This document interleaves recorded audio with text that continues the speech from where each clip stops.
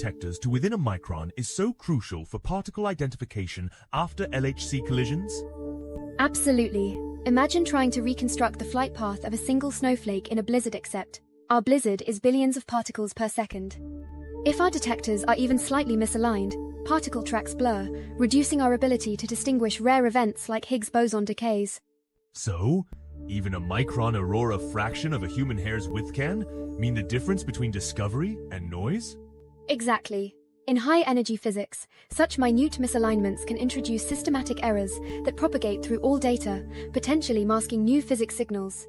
Transitioning from challenges to solutions, let's discuss Alphaith absolute length fractional accuracy system. How do these laser-based systems achieve such extraordinary precision in positioning? Alpha uses interferometry, where laser beams are split and recombined to measure displacements as small as 10 nanometers. Think of it like measuring the distance between two mountain peaks by bouncing laser pulses and detecting the tiniest phase shifts. Are there analogies outside physics? Certainly. It's akin to GPS, but at a subatomic scale. Alpha forms a network of reference points, continuously monitoring shifts due to temperature, magnet currents, or even micro-vibrations from passing trains under Geneva.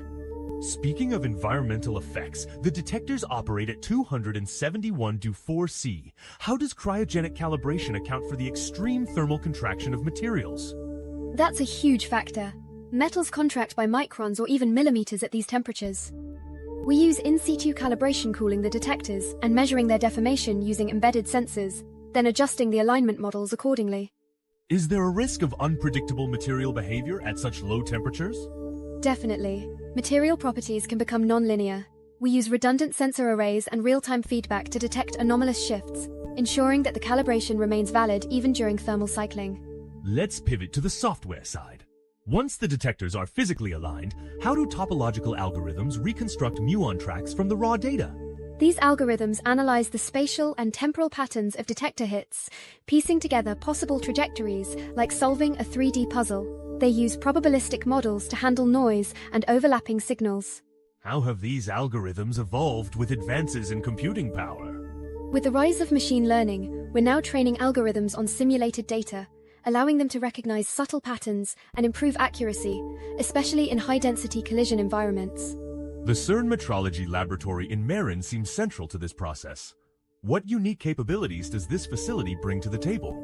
It's equipped with nanometrology stations machines capable of measuring positions with sub-micron accuracy.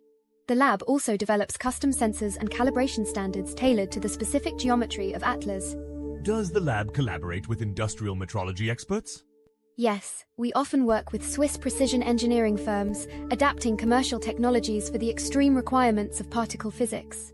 As we zoom in on the human element, Dr. Anna Skordo, your team leads the ATLAS Muon Spectrometer Calibration Group.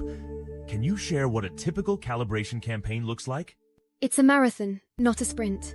We coordinate dozens of shifts, monitor real-time data, and cross-check measurements against simulation. Each campaign can last several weeks, often running 24/7 to keep up with the LHC's schedule. How do you handle calibration anomalies or unexpected shifts during data taking? We have rapid response protocols if anomalies arise. We can recalibrate on the fly or flag data for later reprocessing, minimizing downtime and data loss. Professor Michael Dittmar's approach, muon tomography, is often cited for independent data verification. How does this method complement standard calibration? Muon tomography uses naturally occurring cosmic muons, which travel through the detector even when the LHC is off. By mapping their paths, we can independently verify detector alignment and spot hidden deformations.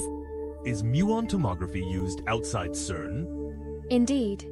It's also used in archaeology and cargo scanning, demonstrating how high-energy physics techniques have broader societal impacts. Let's talk statistics. How do you ensure that systematic uncertainties from misalignment are minimized in published results?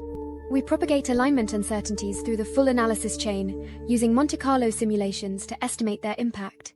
Only results robust to these uncertainties are considered credible for publication. Are there recent examples of how improved calibration has tightened error bars?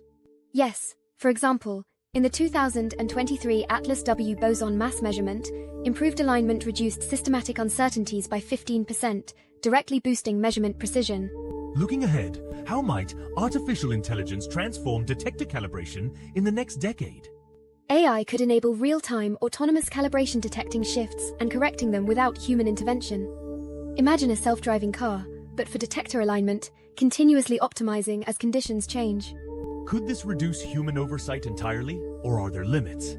While AI will automate routine corrections, expert judgment remains vital for interpreting complex anomalies or validating new physics signals. Finally, what broader impacts have these calibration technologies had beyond particle physics? The nanometrology and laser alignment methods pioneered at CERN have influenced fields from semiconductor manufacturing to medical imaging. For instance, techniques for correcting thermal drift are now standard in MRI calibration. So, the pursuit of fundamental knowledge at CERN catalyzes innovation across industries? Absolutely. Precision metrology, born of our quest to map the subatomic world, has become a backbone for technological progress far beyond the lab.